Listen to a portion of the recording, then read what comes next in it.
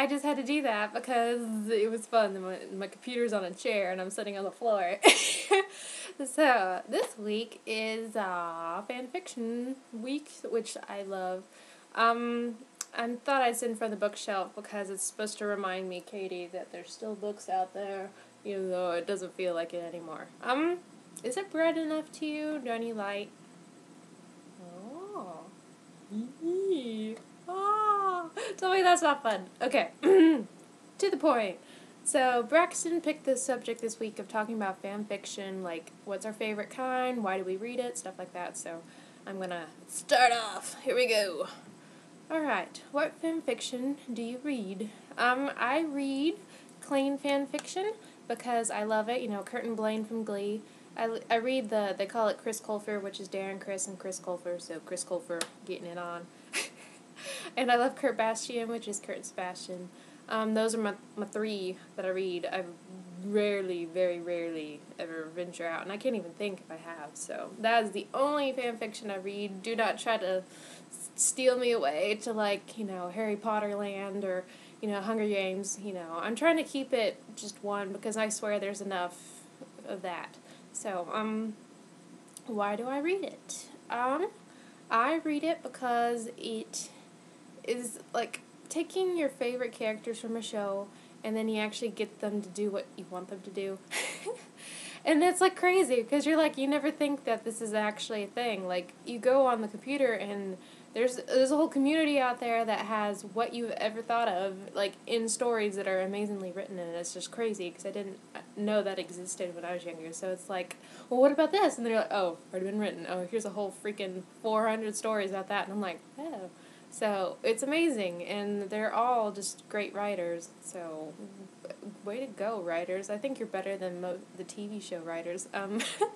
Anyway, my favorite type of stories are usually AU, which is alternate universe, and, you know, apparently I like romance, but I didn't realize I did until I thought about it. But, I absolutely hate, I laughed when I thought about this, is I hate, they call them impreg, which is, I call it man pregnant, which is just stories like either Kurt or Blaine getting pregnant, and I'm like, what the heck? No, I can't read that. No, I'm not that into AU to where no, that's just weird.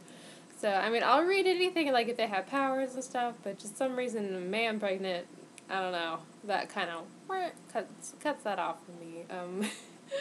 My favorite story, that I ever read is probably, Go Your Own Way by Zappacato and, All Shook Up by Blaney Waney, and what's it called? Oh, Sideways by Chris Colferlove, or is it either Chris Colferlove or Chris Colflove, I'm not sure.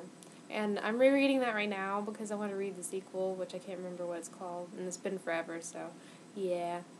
So current stories that I'm reading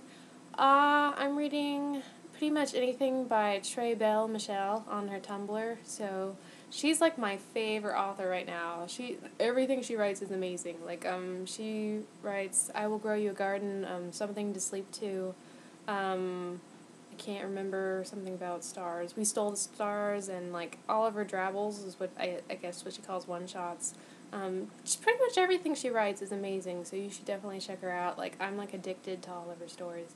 I also love, I'm trying to think, what's her name? Lambert. She has been writing good stuff for a really long time. Like, she wrote Offensive Innocence, and she writes the Lessons of Being a Man or something like that. Actually, I don't remember the name of that story, but those are, like, really good authors that I've always liked. Oh, and that girl who writes those, like, crescendos and whatever, you guys really don't know what I'm talking about, but she writes, like, these cute stories about Blaine with, like, a stutter and him getting over it. Once again, that's, like, an AU thing. She is fantastic. Let me see. Whether or not I write fan fiction or not. If you guys remember, like, especially the old school people who have been here before the videos got deleted, that was the first and only time I've ever written a fan fiction, which was about the Seven Awesome Nerds. And Clayton, of course. Yeah, they were in there. So, that is the one and only time I've ever written anything. But I have thought about writing again, because I got stuck with the idea, if anyone could write this, do it for me because I suck. But I want to have like a Kurt Bastian and Pride and Prejudice crossover. It would be like the best thing ever because that's my favorite book. So that would be great if anyone knows powers to get that to happen. Let's see. How did I hear about it? First time I heard about it was, or saw it, was in comments on like lots of YouTube videos because like people would be mentioning stuff. So like the first story I ever heard of was Dalton by C.P. Coulter.